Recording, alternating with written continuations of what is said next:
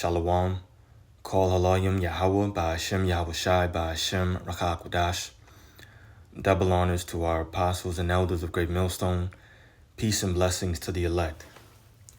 So I want to showcase 2 videos, maybe 3. We'll see. But basically these 2 videos are going into 2 different AI images that Trump posted. And basically we're living in a country where the government, the so-called leaders, starting with the president, they're nothing but jokes. That's all. And it just seems like they're making things up day to day. They're not serious. You don't have real, quote unquote, politicians that are looking out for the good of the people. We know that.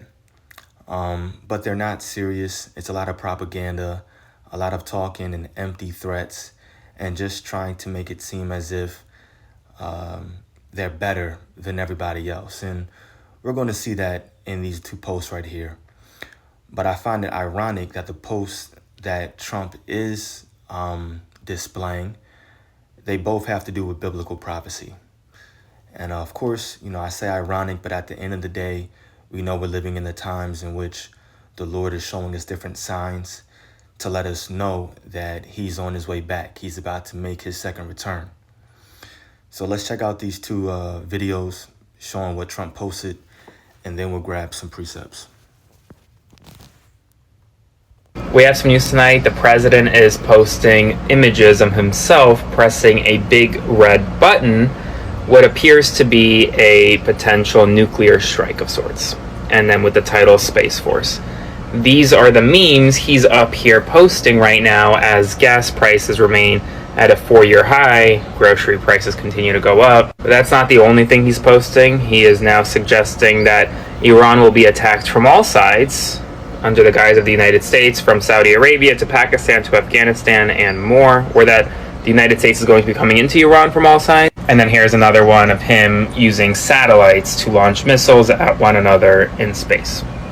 This is what the president is focused on right now. Obviously, the biggest concerning one is him with the big red button and what appears to be, that's a mushroom cloud from a nuclear, what could be a nuclear strike. I think it's important to highlight these things because people need to see what the president is saying. And if any other president did this, there would be outrage. But here we are. Spread the...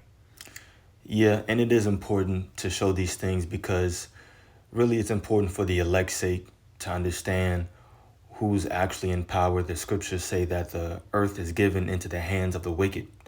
And the wicked in the Bible is known as Esau, Edom, the Edomites, your so-called Caucasians, whites, Europeans, whatever they want to call themselves.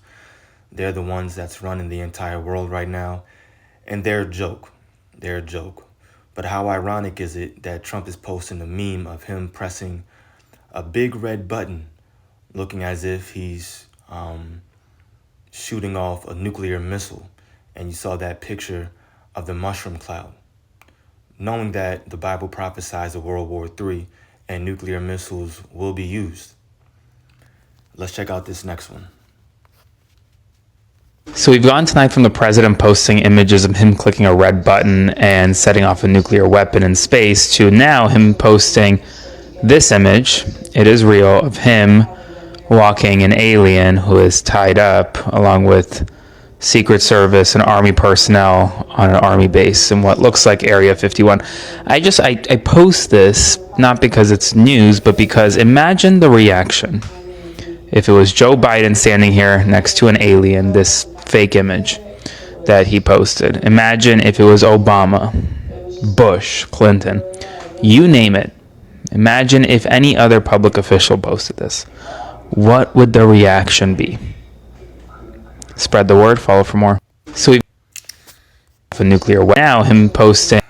Yeah, just wanted to get right to it again. So you see it. It's Trump walking next to what the world will call an alien. Some big ass forehead, some creepy, long, horizontal black eyes. And of course the alien is tied up, looking like they're about to arrest him, take him somewhere, slap him a few times and interrogate him, Who knows? But it's nothing but a show. It's nothing but propaganda. And who really knows what the purpose is? We know about a week or 2 ago, Trump and the government in general came out saying that they were going to release these different so-called UFO files and allow people to know the truth. And they want it to be the most transparent government that Babylon has ever seen. And so they're basically preparing to deceive everybody. We well understand that. And that's probably why he's posting all these things, just to get your mind used to seeing something and thinking in a particular fashion, which is opposite of what the scriptures say. But let's throw that away. It's nothing but a joke. That's what this government is. This is Matthew 24, verse 30. All we're going to do is get into the truth of the matter, because we know that the so-called UFOs are nothing more than the chariots of the Lord. They're flying vehicles that Yahushua and the rest of the angels are going to return in and deliver the elect from across the four corners of the earth. And also those same chariots are going to be used to destroy Babylon the Great and the current Holy Land as it stands right now. We're going to read that right here, Matthew 24, verse 30. And then shall appear the sign of the Son of Man in heaven. That's Yahushua. And then shall all the tribes of the earth mourn, and they shall see the Son of Man coming in the clouds of heaven with power and great glory. If you know anything, the clouds right here is a metaphor referring to the chariots. It's not really Yahushua returning, and he's in crisscross applesauce style sitting on top of a huge cloud. No, these are references referring to the chariots of the Lord. So this is how he's returning. And he shall send his angels, which is what Trump and the rest of the government, whoever, these different officials, they want to make it seem like these are UFOs and aliens. No, they're angels. They're angels of the Lord, messengers, servants of the Lord to do his will. And he shall send his angels with a great sound of a trumpet, and they shall gather together his elect from the four winds, from one end of heaven to the other.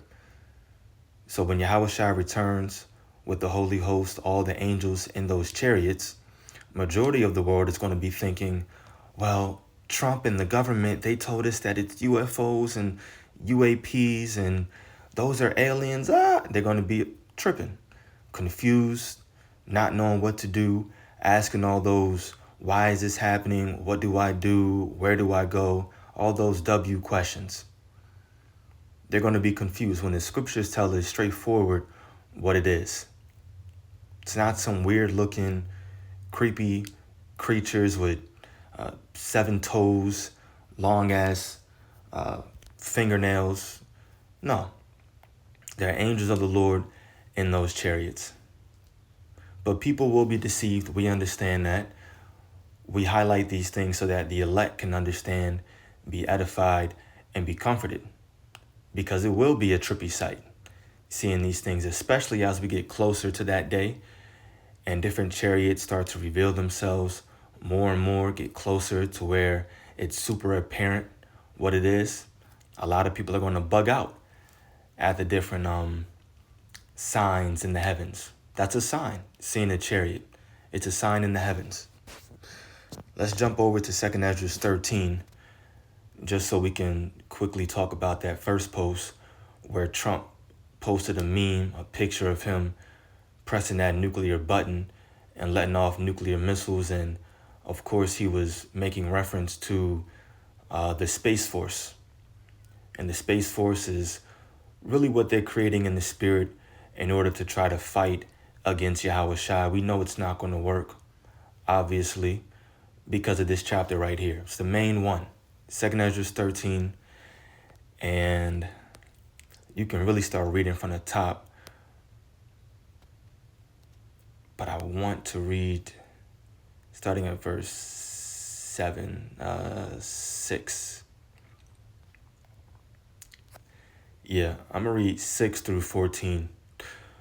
But I beheld, and lo, he had graved himself, talking about Yahushua, a great mountain, another reference or metaphor to the chariot that he's going to come back in. He had graved himself a great mountain and flew upon it. Is the Lord coming back flying on a mountain? No, it's referring to a chariot.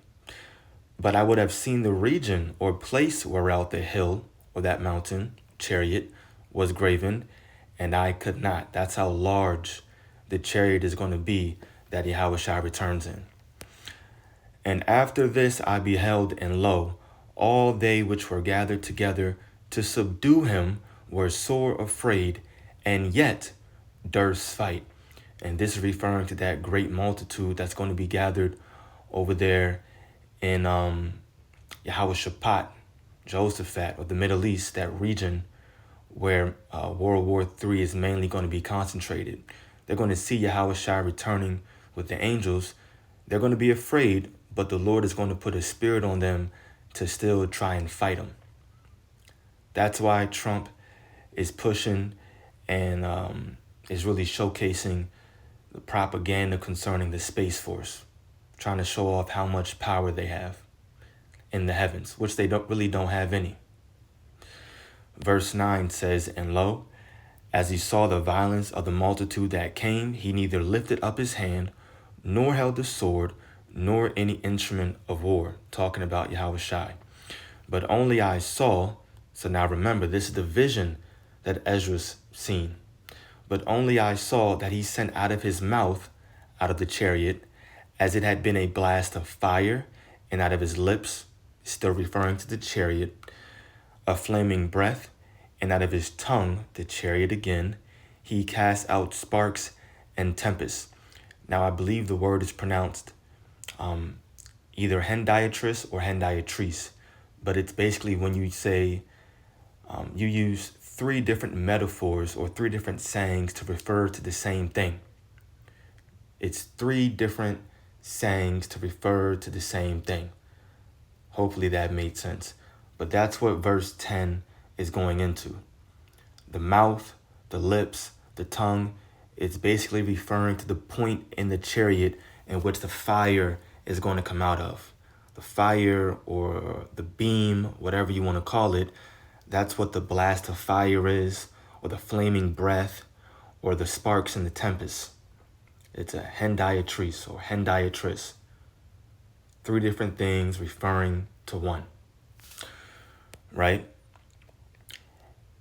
Verse 11, And they were all mixed together, the blast of fire, the flaming breath, and the great tempest, and fell with violence upon the multitude which was prepared to fight, and burned them up, every one, so that upon a sudden of an innumerable multitude nothing was to be perceived, but only dust and smell of smoke.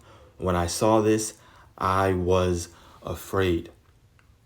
So Ezra saw everything concerning the end times. He saw the calamity concerning Jacob's trouble, and then he saw the aftermath, or I should say the result of Yahushua coming back, which is him and the rest of the angels blasting fire out of the chariots upon the great multitude that's gathered over there for World War III. They're going to try to fight against the Lord, Trump and his Space Force, all these different countries.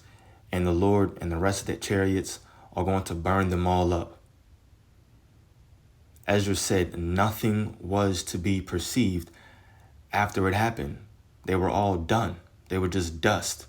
Dust and smell of smoke is what he said. So Trump can post the propaganda, do whatever he wants. At the end of the day, the scriptures say that the elect is not going to be deceived. So Lord willing, this video was edifying and comforting to the elect. Remember, don't trust in the shadow of Egypt. You have to rely on the scriptures, rely on the Spirit, and pray that the Lord continues to increase your faith, because we're most definitely living at the very, very end, in which Esau is going to continue to try to deceive the elect, but it won't happen. So Lord willing, once again, edifying to the elect. Call Halayim, Yahweh Ba'ashem Yahushai Ba'ashem Rakha Kudash. Shalom.